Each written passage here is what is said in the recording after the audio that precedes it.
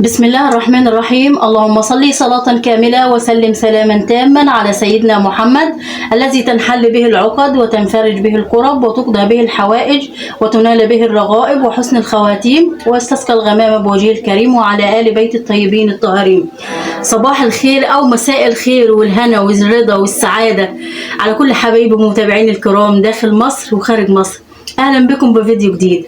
قبل ما ابدا الفيديو بفكركم بالاشتراك في قناتي على اليوتيوب وتفعلوا الجرس للكل عشان كل ما انزل حاجه جديده يوصل لكم بها اشعار جديد ان شاء الله. النهارده هنعمل مع بعض فطار سهل وبسيط وكلنا بنحبه وخصوصا المصريين كمان. هنعمل النهارده مع بعض عجه المصريه بالبيض، خطيره حلوه جدا جدا. يلا نعملها مع بعض ومكوناتها موجوده عندنا. انا عملت الطعميه في البيت وكل الطلبات موجوده في البيت الحمد لله، وهنعمل احلى فطار مع بعض. يلا بينا نقول مكوناتنا على بركه الله. عندي هنا الطعميه بالشكل ده، لسه عاملاها حالا في الخلاط دلوقتي، سهله وبسيطه ومش بتاخد اي وقت، وانا عملت معاكم قبل كده الطعميه في الخلاط، هسيب لكم اللينك تحت الفيديو. عندي هنا فلفل الوان، طماطم مقشراها، عندي هنا بقدونس وشبت، عندي هنا معلقه من الكربونات، عندي هنا توابل مشكله مع بعضيها، كمون وكزبره وفلفل اسود وكده يعني. عندي هنا بصل مبشور وعندي بيضتين. دي كل المكونات بتاعتي. بسم الله الرحمن الرحيم. هنزل هنا كده عجه الطعميه او العجه المصريه، من ألذ العجات اللي طعمها حلو ومميزه جدا.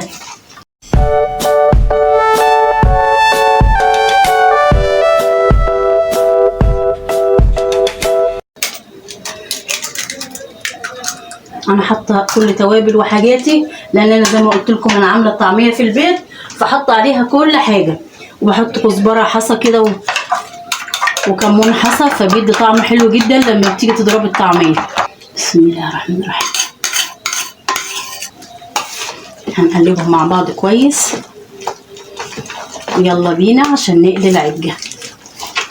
كل اخواتي وحبايبي رجعت لكم عشان نقلي العجه مع بعض. عندي طاسه هنا حطيت فيها زيت. نسيت اقول لكم معلومه، لو العجه معاكم او عجينه الطعميه معاكم طريه ممكن تلفوها بمعلقتين من الدقيق. بسم الله الرحمن الرحيم.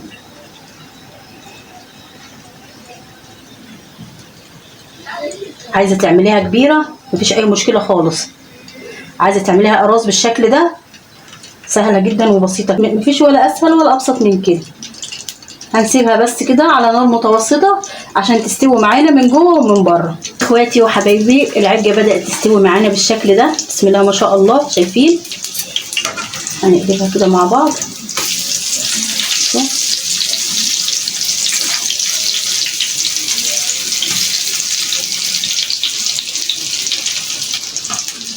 هنسيبها بس حبه كمان على الناحيه التانيه، لان انا زي ما قلت لكم مخليها النار متوسطه عشان تستوي من بره ومن جوه.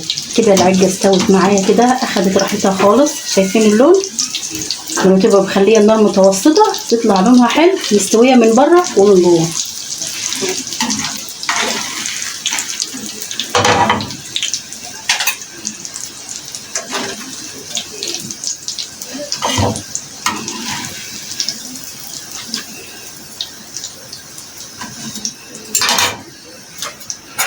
هننزل بباقي الكمية.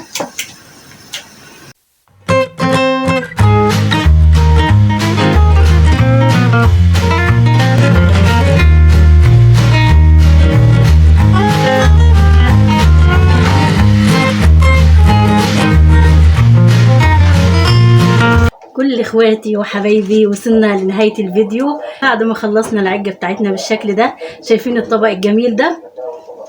يلا جربوه بقى، هيعجبكم كتير. تحطوا بقى كده في العيش. لو عندكم جرجير، النهارده ما كانش عندي جرجير، حطوه في العيش كده، حطوا عليه الطماطم ويا سلام على شويه طحينه كده، هتبقى الدنيا تمام بقى معاكي. يلا بقى قولوا لي ايه رايكم في الجمال ده. ما تنسونيش بقى في لايك حلو للفيديو واشتراك في القناه وفعلوا الجرس للكل عشان يوصل لكم مني كل جديد. الف هنا وشفا. السلام عليكم ورحمه الله وبركاته.